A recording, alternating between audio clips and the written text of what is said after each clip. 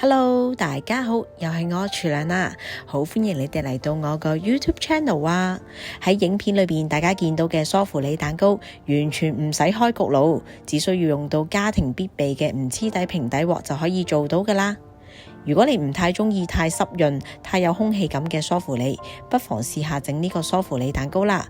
佢質地比較輕盈鬆軟，食落有飽肚感，口感同味道就介乎喺梳芙梨同埋蛋糕之間，啖啖都充滿住蛋香。材料非常之簡單，一陣間我就會 show 俾大家睇需要嘅材料係啲乜。如果廚房有嘅話，仲可以一邊睇影片一邊即時整添。喺開始之前，大家記得先訂閱我個頻道啊，同埋記得撳埋個小叮當喎，咁你就唔會錯過我每次出嘅新片啦。大家首先睇睇今日所需要嘅材料啊，我哋整平底鑊版嘅梳芙梨蛋糕需要嘅材料就係咁簡單啫，列晒喺呢度啦。除此之外，我哋亦都需要用到其他嘅工具，包括係平底鑊一個，同埋牛油紙一張。同一時間，我亦都準備咗一份英文版嘅食譜，有需要嘅朋友可以睇呢度啊。材料準備好嘅話，我哋開始咯。首先準備一個冇油冇水嘅容器，喺容器裏邊打入3個雞蛋，雞蛋可以直接喺雪櫃嗰度攞出嚟使用。接住落嚟，我哋需要小心咁樣將蛋黃同埋蛋白分離。點解我話要小心咁樣將蛋黃同埋蛋白分離呢？因為一陣間我哋打蛋白嘅時候，個蛋白一定要非常之潔淨，唔可以有嘢沾污咗佢。如果唔係呢，個蛋白係打唔起噶，打唔成蛋白霜咁啊，成個梳芙梨蛋糕就做唔到。好啦，暫時將蛋白擺喺雪櫃裏邊備用。而家我哋開咗個粉漿先將3隻蛋黃打散。再倒入45毫升嘅牛奶，輕輕將牛奶同埋蛋黃攪拌均勻。準備一個篩，喺篩裏邊倒入60克嘅低筋麵粉，隨即將呢一啲麵粉篩入去啲雞蛋溶液裏邊。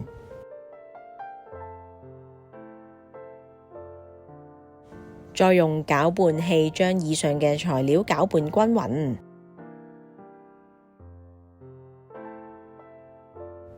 接住落嚟，我哋就可以準備打蛋白霜啦。喺雪櫃裏邊攞返蛋白出嚟，加入幾滴嘅白醋，又或者檸檬汁，咁樣可以令到蛋白霜嘅形態更加穩定。另外，我哋需要準備50克嘅砂糖，呢一啲砂糖我哋要分3次加入去啲蛋白霜裏邊嘅。我哋而家可以開着電動打蛋器，將啲蛋白順住同一個方向攪拌。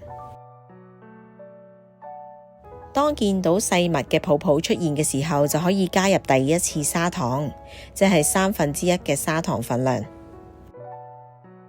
繼續以中速攪拌，直至見到出現好淺嘅紋路時候，就可以加入第2次砂糖啦。紋路稍深少少，就可以再加埋最後一次砂糖啦。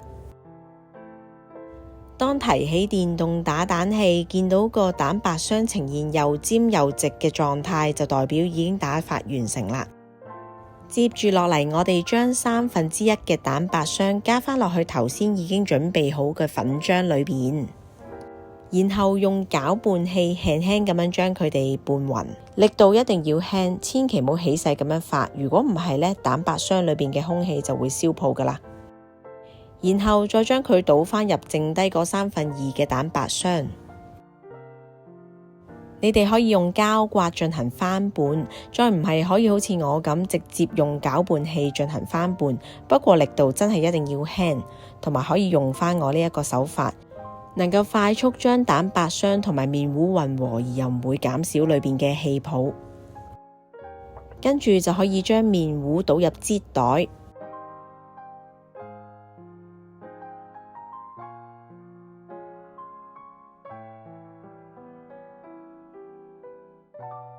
隨即我哋就要煎梳芙梨蛋糕啦。喺一個唔黐底嘅平底鑊裏邊加入些少牛油，用個掃將牛油掃勻，然之後開細火，將個 pan 預熱啦。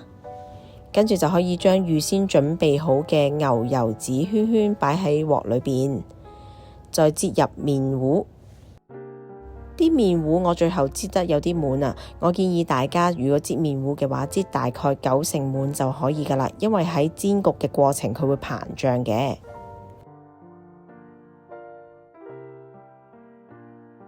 喺鑊邊加入大概2至到3湯匙嘅熱水，啲熱水盡量唔好掂到件梳芙梨蛋糕。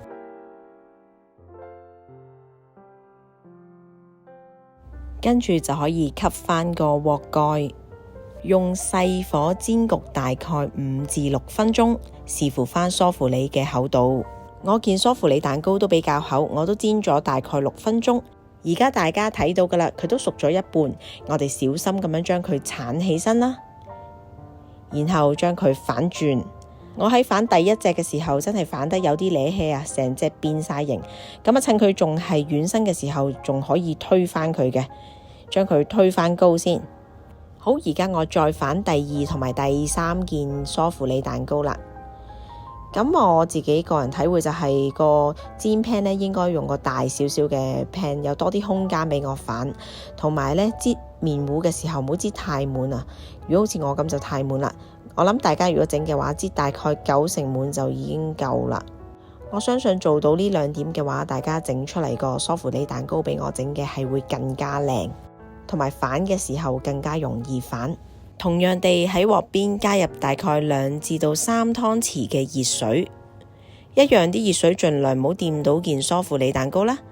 跟住吸返個鑊蓋，繼續 keep 住用細火將梳芙梨蛋糕煎焗5至6分鐘。話咁快，又香又鬆軟嘅梳芙梨蛋糕咁就整好啦。直接將個鑊蓋打開，甚至乎上埋碟，你都會見到件梳芙梨蛋糕唔係點樣回縮，繼續保持住非常挺身嘅狀態。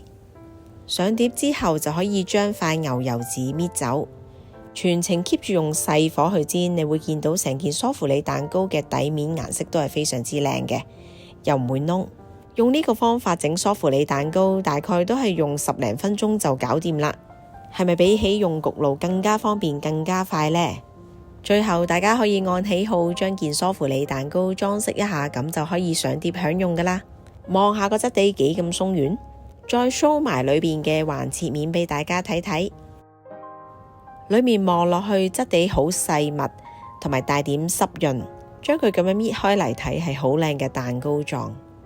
食落去真係好輕盈、好鬆軟，佢咁容易整，大家一定要試下。如果你都中意我個食譜，記得 like and share。我哋下集再見啦，拜拜。